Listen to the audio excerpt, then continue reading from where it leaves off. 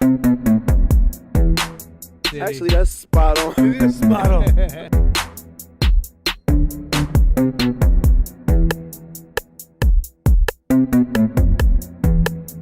All the competition that try to compete.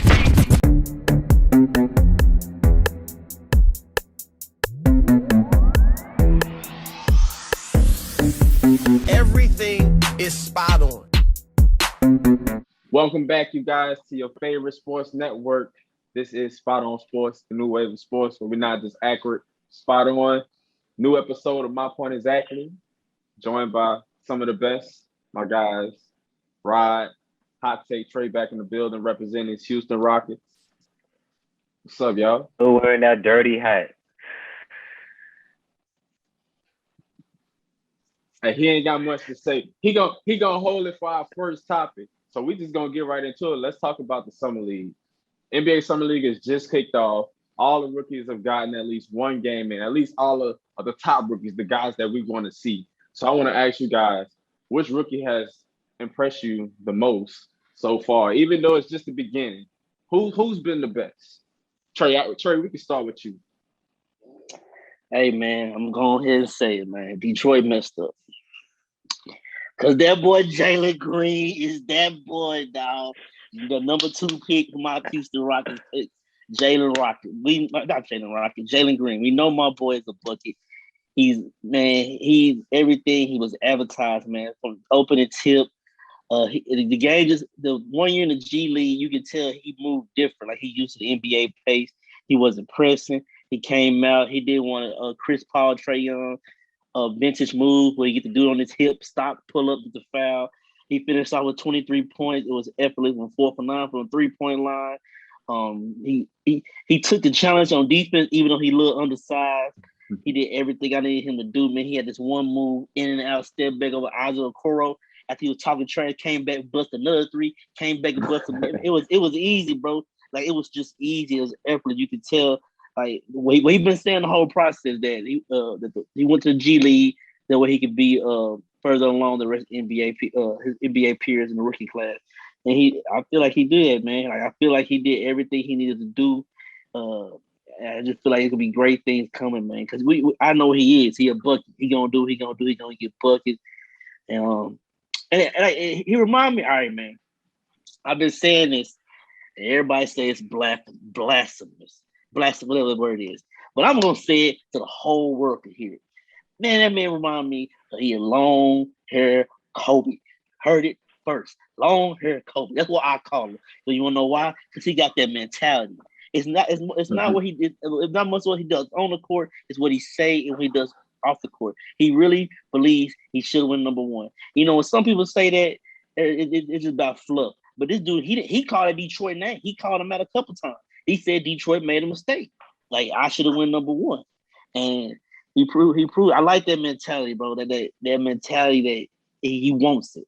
Now, not everybody have it. And he got it. He got that Mamba mentality. That's why I call him long hair Kobe. That's a good one. He's a great player, but I think the 2 rookies that impressed me so far is Scottie Barnes from Toronto. I like his game. I like his game on the defensive end especially. I love how his game on the defensive side leads to his offense. And then I'm going to have to go with Cam Thomas of the Brooklyn Nets. Even though the Brooklyn Nets lost, he had 17 points. He had 17 points off the bench. I just like the shots that he took. He was taking them shots, even though not all of them fell. I just like the confidence that he had, especially coming off the bench. And he showed a lot of aggression and just getting to the line a lot. So I think those 2 really impressed me so far. That boy scored 17 off the bench versus dude scored 23 with the starters.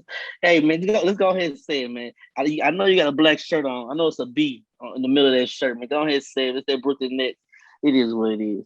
I watched Scottie Barnes. Scottie Barnes had a good stat line. He just wasn't efficient. I like Scottie. He got good leadership.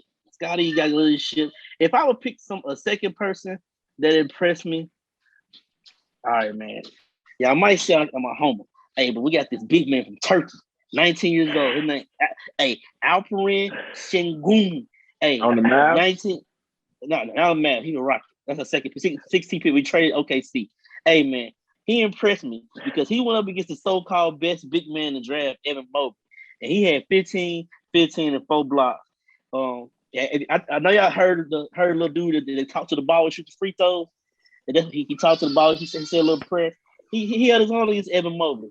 And then Cade Cunningham, he wasn't aggressive to me, man. When I watched him, he was very passive. He let Killian Hayes run the offense. I don't know if y'all follow dude on Twitter named like Rashad Phillips. I think that's his name. Called nickname Yoda. And like over the past month during the playoffs, he was doing a debate. There's two type of. He said there's basketball players, and then there's hoopers. And he like break it down. He break it down the difference. Like there's a basketball player, and then there's a hooper. Right. Cake. So like you know the difference. People just I don't know if you know the difference, but he's breaking it down. And to me, when you watch Cade functions well in a system. Like within the system, he's a basketball player. He needs a system of offense to like cultivate his game and make his game go. Jalen Green is a hooper. Like you get ball, you get buckets. That's what I'm gonna do. Like Jamal Crawford, hooper. Lou Will, hooper.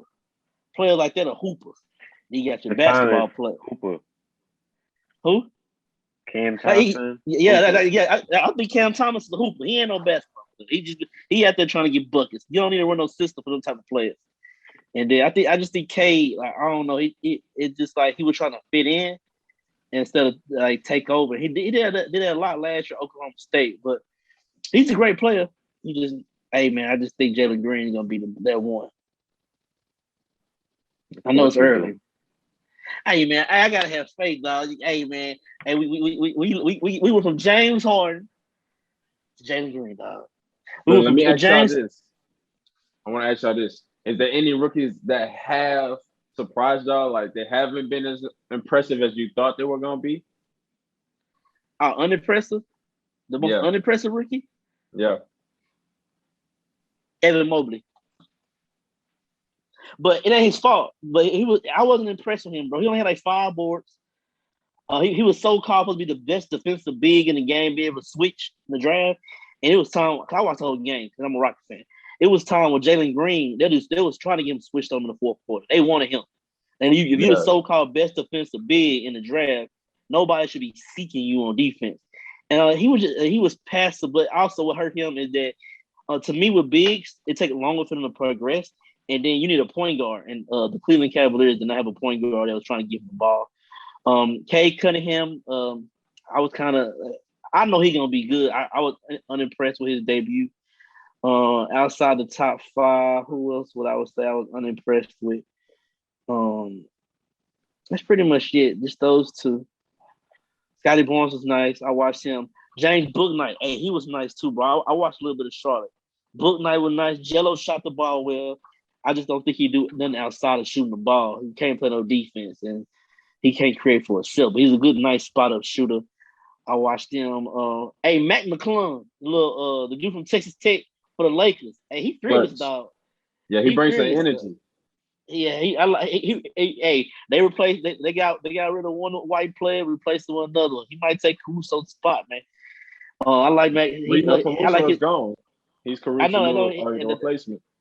That's why I say they replaced him with another one. Who else I like? Man, they had Michael Beasley, bro. He was playing summer league. Michael Beasley, Killer Fareed. Hey, Bo was nice last night, bro. He had like 20 points. Yeah, he was. Points. Bo, hey, they got blew out, but they got blew out, but he was nice. How you feel about the boy Davion Mitchell? He was nice. Hey, I didn't watch too much of the Salt Lake Summer League. I saw the highlights, Davion. Man, I'm a Davion Mitchell fan, bro. Like going back to Baylor. Like I like Davion Mitchell. I just don't like the Sacramento King as a fit because I don't see the minutes. Like, where is he getting minutes? They got Fox, who they just paid, and they got Halliburton, and they still got Buddy Hield. So where's Davion Mitchell getting minutes on that team? No idea. They have a lot of guards. Too many guards. You don't have to fight his way into that second team. That's his only option. Man, I love Davion Mitchell, bro. But I was like, if you go back and watch the draft, he was surprised when they said his name because he said he didn't talk to Sacramento. And then Miami got this the Strus, Matt Strus. He a shooter. He been lighting up summer league. Even back in Utah. That's pretty much them all the people I already know. I watched Scottie Barnes. He had 18 and 10. Jalen Suggs right now playing. He got 10, 6, 2 blocks and a steal. Malachi Flynn. Hey, it's some second year players. Like they should get the Brandon Ingram treatment. Like if you ball out the first game, you don't even play no more. But we know what you can do. Like Malachi Flynn, when Kyle Lowry got hurt till in the last season, he was playing. He was at hoop. I play fantasy basketball. I had him on team for a little bit. He was getting numbers, and it was to me. If any team, I think Toronto gonna win something because they got a nice blend of veterans and rookies. I like their summer league team. It's like you can tell that they got a system and they play well in that system. Yeah, you can say that for the Grizzlies as well.